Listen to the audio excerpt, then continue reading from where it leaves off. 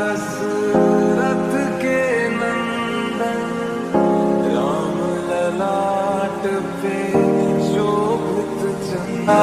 दशरथ के नंदन राम ललाट पे शोभित चंदा। नैव तदा चक्रुर् मनस्विन्यो मनोहरं ततो वानरपत्नीनां सर्वासामेव शोभनं चकार यत्नात् कौसल्या प्रहृष्टा पुत्रलालसा।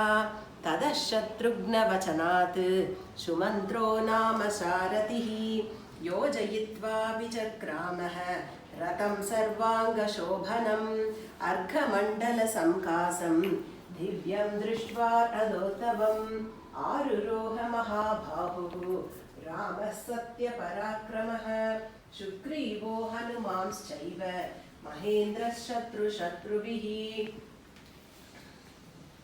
सुषेण सत्त्वसम्पन्नः सर्वरत्नविभूषितं ऋषभो दक्षिणाद्धूर्णं समुद्राज्जलमहरत् रक्तचन्दनशाखाभिः संवृतं काञ्चनं घटं गवयः पश्चिमात्थोय माजहारमहार्णवात् रत्नकुम्भेन महता सीतं मारुतविक्रमः उत्तराश्च जलं शीघ्रं गरुडानिलविक्रमः आजहार स धर्मात्मा नलः सर्वगुणान्वितः ततस्तैर्वानरश्रेष्ठैः आनीतं प्रेक्ष्य तज्जलं तस्य शत्रुघ्नः सचिवैः सह पुरोहिताय श्रेष्ठाय सुहृद्युभ्यश्च निवेदयत्।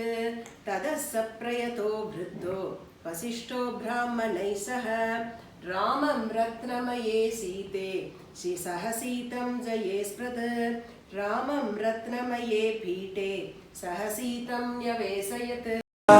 दशरथ के नंदन राम ललाट पे शोभित चंदन।